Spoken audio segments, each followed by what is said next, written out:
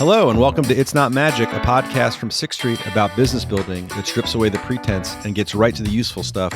I'm your host, David Stiepelman. Welcome to Season 2. We use this show to talk to founders and industry leaders and get them to explain in plain English what they set out to do and specifically how they do it. This is a really special episode to kick off our second season. It was recorded live at the Concrete Rose Summit. You may remember our conversation with Sean Mendy of Concrete Rose from earlier this year in Season 1. The summit was a really incredible gathering of 200 founders of color, Concrete Rose LPs and advisors, and an all-star lineup of tech executives there to support Concrete Rose's mission of deploying financial and social capital to talented, underrepresented founders. It's what brings me energy. I can turn fear into faith and hope and optimism and let's go get it, let's go do it. And I just love that. I love living my life that way. That's Stacy Brown-Philpot.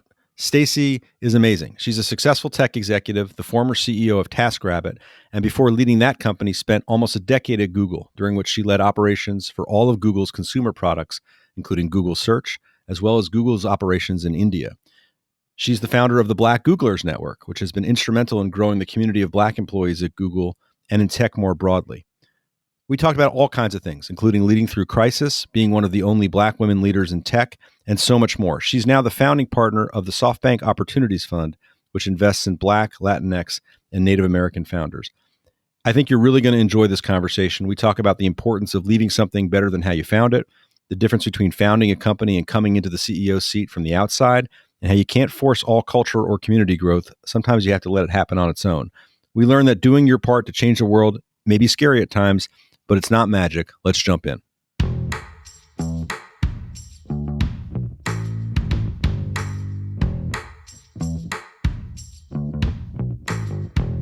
It's great to be here. I'm not an excitable person, I don't think. My kids may say different. But I'm so excited to be here for a number of reasons. One is that we're recording this conversation for the 6th Street podcast, It's Not Magic. So you're all here to witness the creation of some historic content. No pressure.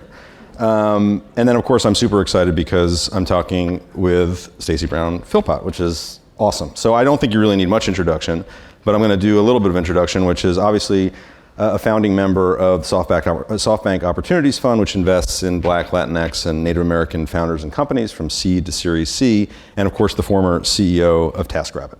And we're going to talk about a bunch of your other stops along the way. I want to start, if we can, at themes or through lines through your career. And one way to think about your career, and I've been thinking about your career and your journey, is that from, even from Detroit to Penn to Goldman to Google to Stanford to Google to TaskRabbit, you've been kind of on the idealistic side of tech, building community, changing the world, doing good things. Is that a fair way to think about it? And if so, well, if not, tell us why. And if so, was that deliberate? It's an interesting question because I grew up in Detroit where we were taught community, family values, work ethic, work hard, get what you pay for, what you see is what you get.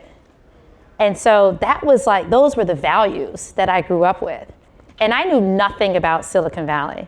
I didn't know what these people were doing out here. I went to Goldman Sachs. The businesses that we did M&A transactions on actually made money and were profitable. And so when I got to the Bay Area, they're like, oh, these people out here, they are changing the world.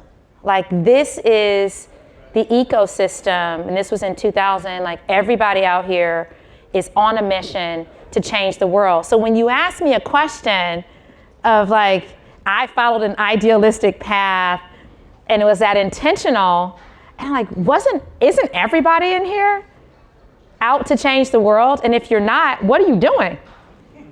Why are you here? And so for me, it's my upbringing that really helped me see that if I'm gonna be in any room, in any circumstance, in any environment, I have to leave it better than I found it.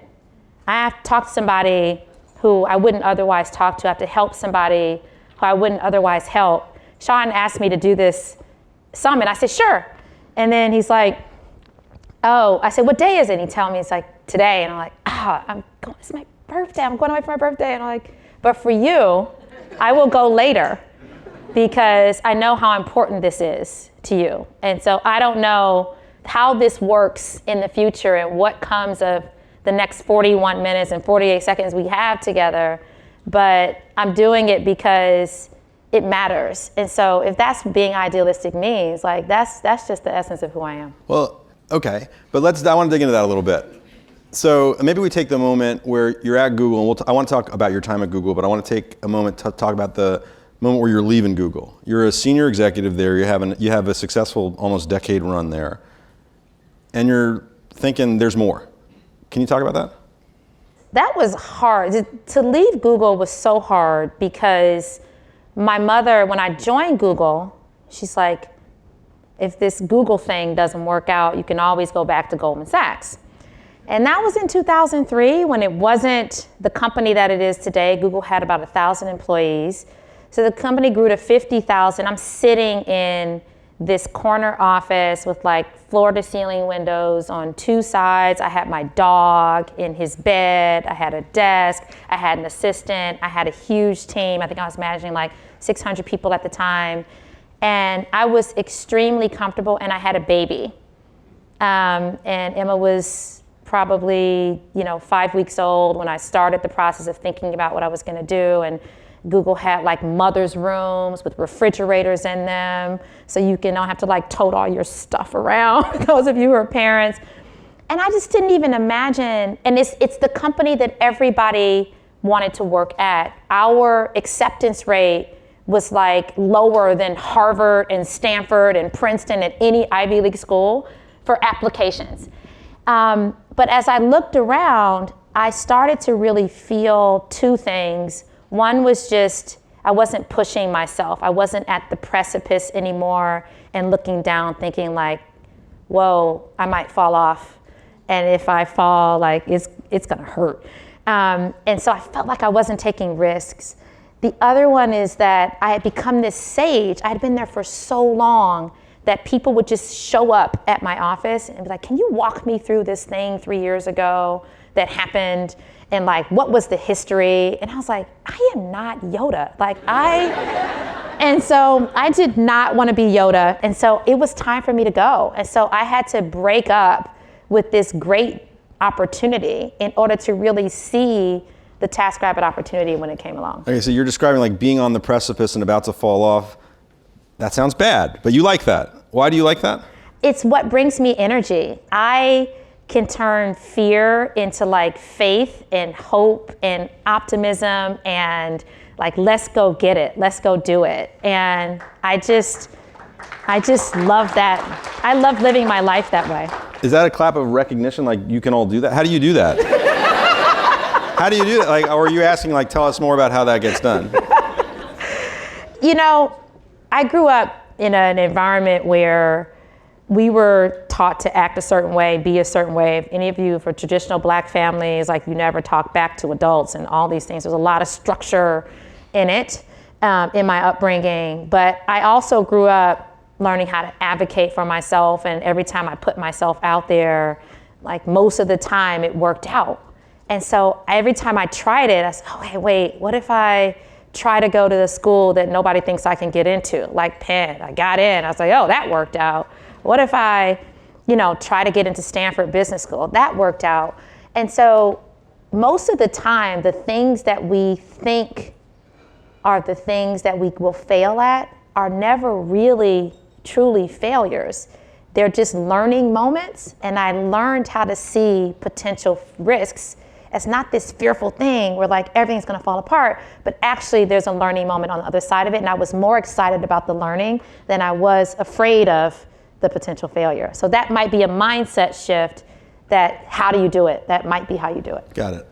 I want to touch on something you said, which is this sort of, in your upbringing and sort of moving forward, this kind of, maybe it's a competitive drive, it's always making stuff happen, it's always like powering through, working hard, being prepared, all the stuff that everybody in the room as founders that you have to do. But we're talking about leadership in part, Is that good leadership? What's the cost of that? And does that always work, or have you had, actually there was, what did Denai say? We should be we should reveal our intentions. That was one of the principles. I'm asking because, that was the prompt. I'm asking because I think it doesn't always work. That doesn't always carry us all the way through, and it has some real costs. Am I right? It does. You can be wrong.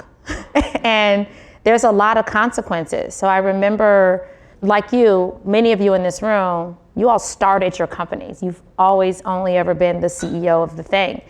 And I grew up as an executive in companies, and I became the CEO of TaskRabbit, but first I was a COO. And I always thought, well, the CEO thing can't be that hard. Like, they get to go to all these meetings and these conferences and stay at these hotels. Like, really, how hard is it? So you get the job, and I'm like, wait, there are meetings and there are conferences and there are hotels, but there's this pressure of, all right, people have trusted you with most of their waking hours of the day to follow you on a mission, a purpose, a path that you believe with, let's face it, y'all, 70% confidence is really gonna work. Like, we're all being honest with each other. But if you're in front of everybody, you're like, no, we're 110% sure this thing is gonna work. And you've gotta get up there and like be 110% when it's really more like 70, 69, 70%. And that feeling of responsibility and trust that you have to carry is difficult. And so when it's wrong, it's bad. We had a bad product change at TaskRabbit, and it cost us a bunch of revenue. Let's actually talk about that, if you don't mind. That was terrible. We changed the product because we were trying to grow, and we needed to pivot in order to grow. Some of you are in the middle of a pivot, you know what I'm talking about. And we launched this big change, and it was gonna cost us about 70% of our revenues, because we were shifting to focus on certain categories that at the time was 30% of the revenue, but we knew it would grow faster. And it was unclear if that was really gonna work, but we had a lot of conviction, and the team was sort of like, I don't know. I mean, nobody really knew. We had the data, but whatever, it doesn't matter. If the customer doesn't show up, you don't have a business. So we went down, revenues went like this, and we said, all right, we got 60 days to see the corner turn. Like, we gave ourselves a timeline. We set some metrics on what we wanted to see. We wanted to see better NPS and better customer quality and better fulfillment rates. Like, there was some core kind of business metrics we were looking for. But in that 60-day period, I was terrified that this thing was not gonna work. And people trusted their lives. And the taskers were and even more important than the employees, we promised them they would make more money. Go with us, you will make more money. And many of our taskers earned their livelihood on our platform. So this was serious stuff. This is like, can I pay my rent this month or not? And sure enough, they were able to set better hourly rates. They were able to get more tasks on a more frequent basis. They were able to do things like consolidate tasks in certain geographies within certain cities so they can do more tasks in a day, which meant that like their hourly rate and their daily rates went up. And so there were a lot of things that we weren't sure were gonna work, and we had to make this change, and we made it, and it worked out. But there's a trust element that the cost of it is, if you get it wrong, it's really wrong for a lot of people. Do you remember a moment when you're in the dip and you're sitting there and someone comes in your office and they're like, I don't think it's gonna work? And like, what did you do? Did you project 110% you're sure? A lot of our clients who use the service were not happy with this change, and they were upset and they were calling. So I agreed to do some of the calls. I said, fine, I'll take calls. Leah was taking calls. She was still running the company. I was the COO. Leah was the founder. Leah's the founder. So I was like, I'll take some calls. So I remember sitting in my living room at 7 p.m. talking to like one of our highest spending clients, most active. She was like, you know, if you have like the 80-20 rule, which we didn't, but if we did have one, she'd be in that category. And she was yelling at me. I can't believe you made this change. I'm never gonna use TaskRabbit again. Do you understand how much money I spend on the platform? This is awful. And I was sitting on my couch and I got off the phone and I cried. And I was like, we are screwed. And I just, if this is the type of client that we wanted to be happy with this, we wanted her to like use TaskRabbit forever, and she was done with us. She was done. And that was the moment when I said, this isn't gonna work. It was like the conviction of like, we promised 60 days, we promised these metrics, we can't let one client, dictate like the future of this company. But it was 7 p.m. and by 7:12 p.m., I was sitting there thinking like we made a huge mistake. Yeah. Wow, that's some story. Turns out it was a good decision. Turns out it was a good decision. Came out of the nosedive. We came out, it was a good decision. She did start using TaskRabbit again because she didn't really have a choice, but what we learned was that, when you're building community and we're talking about community, people think that they own the company. And I should have remembered that lesson from Google, which is when Google became so big, everybody thought they like owned Google, and any decision Google made was like, this is terrible, this is awful, this is my search engine, this is my company. Well, the same thing was true with TaskRabbit, where the clients and taskers, that this was their livelihood, this is how they got things done, and like, you make a change, this is my company. That's the power of a strong community, but also sometimes the cost. So yes, it worked out. We ended up shifting to just a few categories. Our fulfillment rates went up. We were able to sort of invest in growth because our LTV to CAC ratios got better and everything went well. But that was a dark moment. I mean, the interesting part of it also was that the taskers started teaching each other, hey, you want to get better at whatever, name your task. I don't know how to do anything, so I can't name a task off the top of my head, nailing a nail into something. And they actually were making videos and helping out each other, and was like this community kind of reinforcing itself. Was that part of the underwriting when you underwrote the change? It was absolutely part of it, because we always give the example of people making YouTube videos on how to drill a hole in a brick wall. Because in some cities, like I lived in like an exposed brick wall apartment in New York, but there are a lot of places where you can't, it's not like a plaster wall, it's very hard. It's a different skill to mount a TV on a brick wall. But if you can do that, like there's a premium you can charge on your hourly rate. And so we had a tasker who put together this YouTube video, we didn't ask him to do it. He just said, look, I want to help people be successful. And that became part of the community. And so one time I hired a tasker to like change some light switches in my house one time. And he came and I said, well, how did you learn how to do this? And he's like, 2 years ago, I didn't know what a handyman was. I didn't know how to do anything. And he's like, I've basically been watching YouTube videos for the last 2 years, practicing in my house. My wife is so over me, taking stuff apart and putting it back together. But that is how I've been able to earn a living for our family. And that was a part of the community that we knew we wanted to happen. You couldn't force it. It had to be organic, because it couldn't be the company training people how to do a good job. It needed to be our best taskers caring about the community enough to teach other people. And that's what made it more viral. I want to fast forward to end of 2019, beginning of 2020. You'd sold the company to IKEA. I'm having flashbacks of trying to put together pieces of furniture from IKEA. I'm very bad at that. And you have come up with a succession plan. You're like, we accomplished a lot, like I'm good. And COVID starts to happen. You start to see a flashing red light, metaphorically speaking, from Seattle. Tell us what happened. My transition plan, I had 3 objectives post-acquisition. Number 1, not suck. Just make this thing work. Like, it should not suck for like the employees at TaskRabbit and for IKEA and the people who got up in front of their board and like bet on us and champion this deal.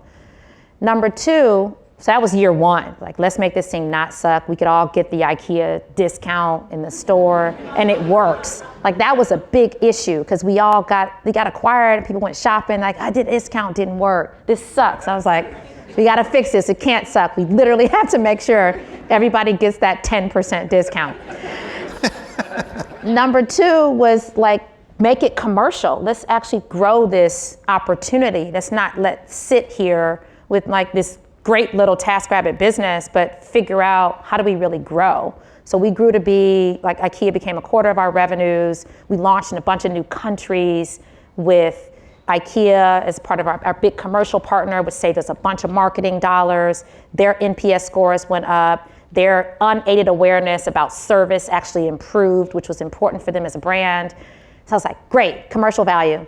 And then the third was like team, like get a team in place that can carry this thing forward. This is not about you, Stacy, or Leah as the founder. It's about the legacy that we leave. And so I built a team. We've got some more senior executives who knew how to run global teams. And so I started the process of my transition at the end of 2019. And then January comes and there's a thing in Japan, remember? And we all were like, oh, that's the thing in Japan on a cruise ship. And then there was something in Seattle, like, wait, this virus is in America. What's going on? And so by March, we were shutting down the marketplace. And I remember we were supposed to have an offsite the middle of March 2020, literally canceled it. And then at the end of the month, we were supposed to have a board meeting, and all of the IKEA team was coming in for the board meeting, and they were going to interview the candidates for the CEO job. That was that meeting. Of course, that meeting didn't happen. It was virtual. We were all on Google Meet. We weren't using Zoom yet. And the conversation was very different. A bunch of candidates pulled out of the process. We had to shift our timeline. And the entire meeting was about, do we keep the marketplace open or not? TaskRabbit marketplace, because it was unclear what this virus was, how it could impact people. People were dying, they were in hospitals, there was not enough equipment in the hospitals. There was we didn't understand. I mean, remember we weren't wearing masks then? There was no such thing, there was no such concept. And so at the board meeting, we're talking about, what do we do? And at this point, IKEA had closed all their stores because that was a mandate that they had. And so you got to shut down, Stacy. But we had a bunch of taskers who were active on their Facebook group asking us to keep the marketplace open because they've been furloughed or, they lost their jobs and there was no rent relief. They had no idea if they were going to be able to pay their bills. So we had to make this really difficult decision to keep it open. And we debated it for about an hour. And we went back to our mission and our values, which was caring deeply. And if we're really gonna care, we can't just let people go broke. We also had all these clients who were like, oh my God, my kids are at home and wait, we're not going back after spring break. And we need desks, we need trampolines, we need stuff in our backyard. We need all these things. We have no idea. I don't wanna go outside, I'm scared. So we created a very safe way for our taskers to continue to task because we cared enough about our community to find a way to get through one of the hardest times that we faced as a society. I mean, taskers on the front lines of that. On the front It's an line. incredible story that you're making decisions at the bleeding edge of this thing that governments are getting wrong, everyone's getting no information. It's incredible. Hopefully with lesser, sort of broad global consequences, but I'm interested in how, I'm thinking about the founders in the room. We're in some economically turbulent times now. If you read the financial press or whatever, you are thinking, gee, what's coming? Maybe a recession. How would you can talk about the economic indicators if you want or what you think is going to happen, but maybe more interesting for the founders in the room is, how would you approach, how would you prepare, how would you think about what might be coming? I would have perspective. I'm old enough now to have some more perspective. Not as much as my 94-year-old grandmother, but definitely some, which was in 2000. It was a bad time. That was when Google came to be. 2008, really bad time. That was the dawn of the gig economy. All those companies, Uber, Lyft, TaskRabbit, Airbnb, right around that time. It was a time when, which I think is really important, like we are now, where I don't think that ecosystem of independent contractor work could have flourished if we weren't in the middle of a recession where people were like, I really have to find a way to make some money, and how can technology be an enabler of that? And so when I look at today, it's really scary when I think about Chris and I went to dinner last night, and he was like, is this really $97 worth of food? I was like, I think so, I don't know. We had a salad. It is Palo Alto. But prices have gone up, and it's really scary to see, this happen and wonder, is it gonna forever be that way? But a different perspective might be to ask the question, what opportunities are being created today that we wouldn't otherwise have had? And how can we accelerate our pace in ways that we would not otherwise have been able to do? What can we learn from the mistakes that have been made over the last year that we want to do better at? I think if you have that perspective, like that's the precipice view. Like it's not like how far down is that? It's kind of looking down, and I drew this picture recently of like I'm at the precipice and there's the water, so if it's a soft landing because it's in the water. But like there's like a fin coming out and it's either a shark or a dolphin. And so see it as a dolphin, not as a shark. So even if you fall, it's gonna be somebody in there that's gonna like make sounds and say, hey, Stacy's in here, somebody, let's like help her get out. And not the shark that's gonna eat me. So I think if you see today like that, which is like, it's a dolphin, not a shark. And even for at the precipice, something really scary, there's opportunity and I'm gonna go for it. That's a much better way to live right now.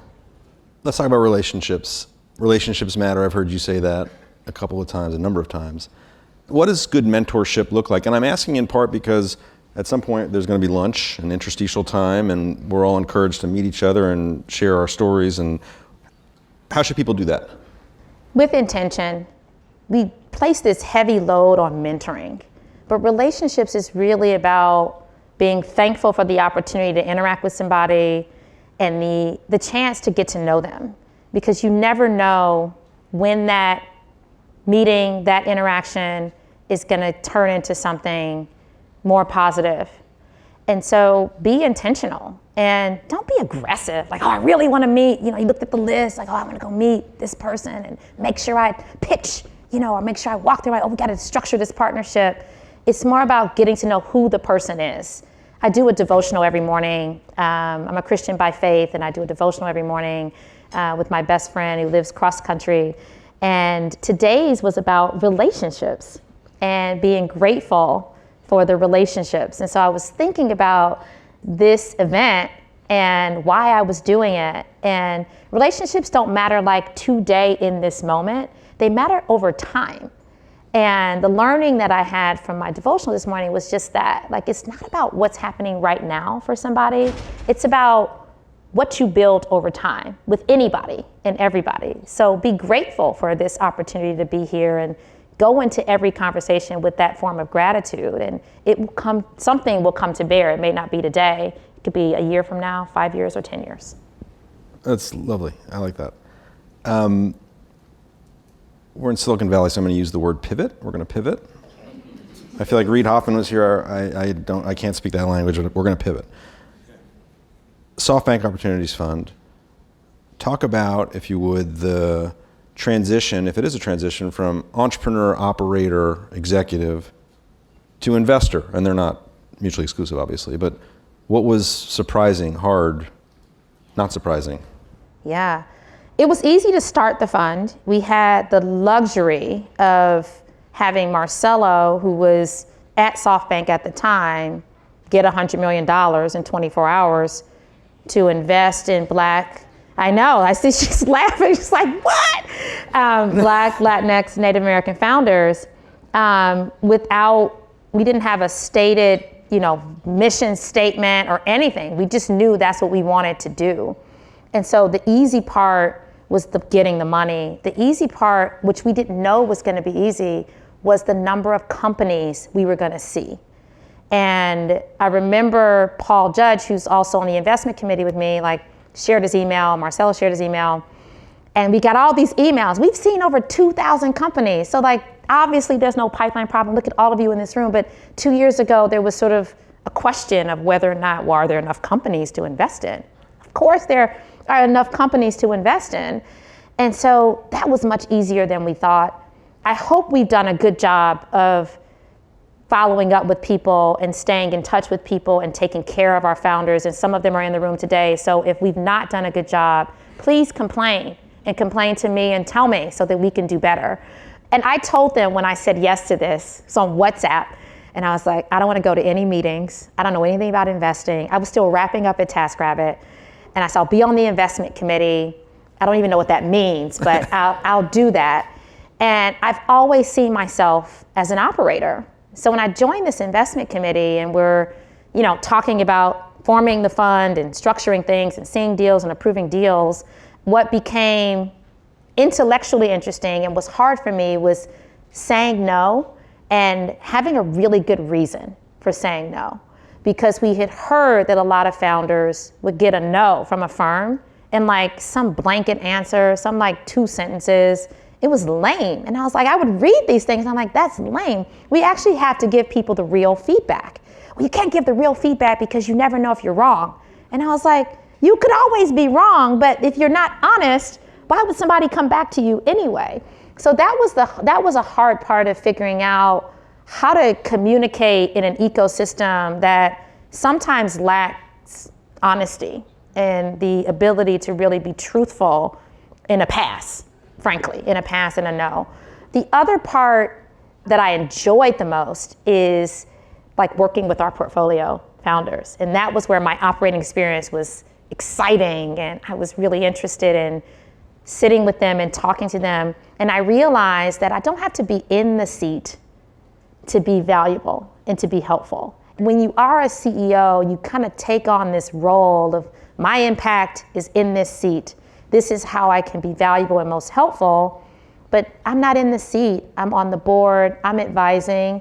And if I can help you not make some mistake that I made 5 years ago, or skip some steps in hiring or making a partnership decision, and that changes the trajectory of your business, or honestly helps you sleep better tonight, that is a wonderful outcome for me. And so I was worried that I wasn't going to find fulfillment in doing investing work because I was so used to doing the thing myself. Yeah. And I found a lot of fulfillment in it. That's interesting. Can we go back to the past, but the evaluation of the founder, the team, the idea?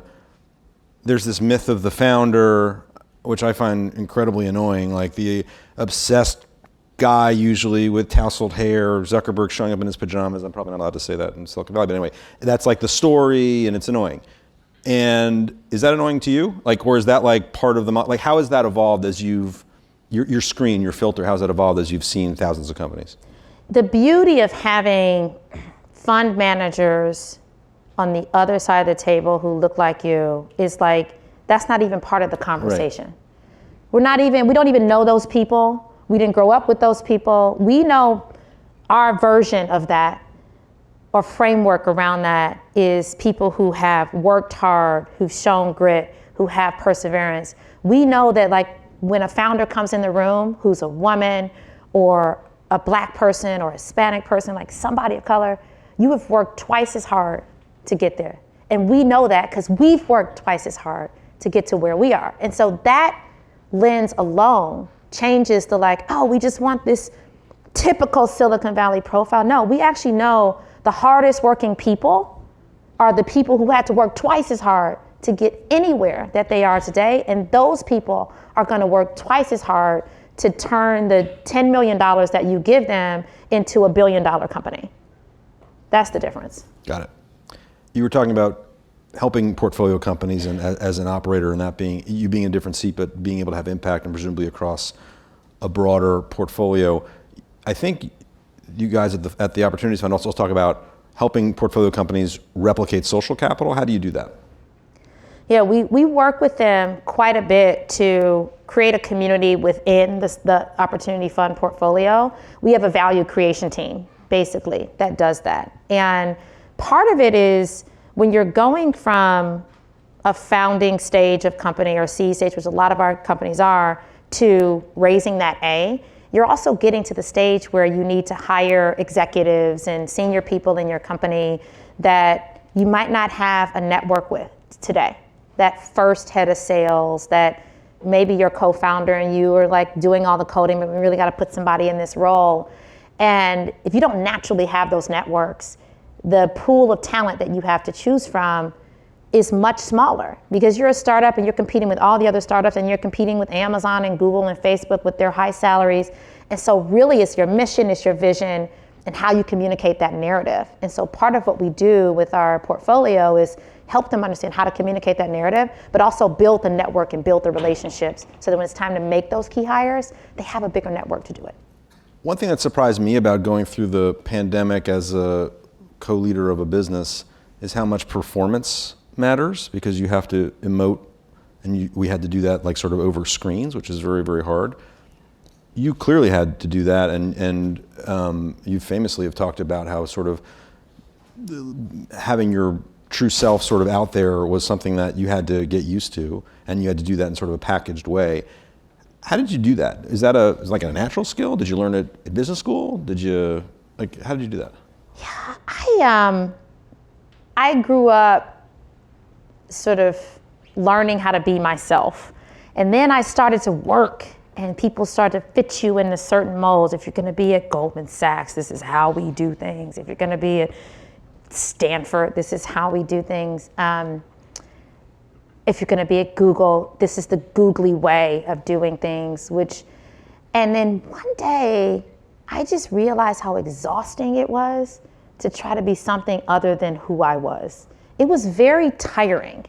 And so I just tried on me one time.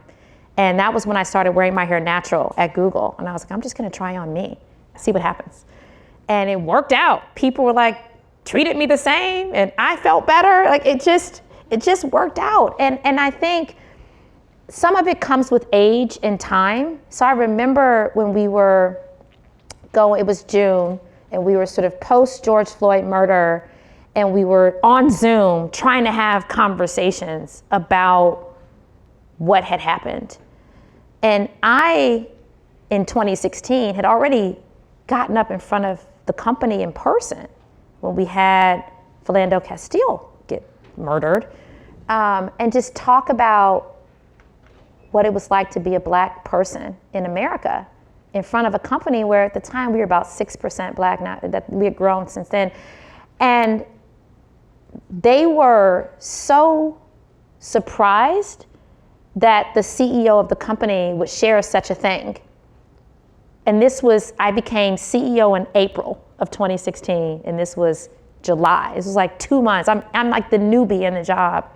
But when I did that, it brought me so much closer to the team. They understood and could really see me for all of who I was. So when 2020 came, it was like, all right, we didn't have to do a whole lot of conversations to get to the real issue of what was going on.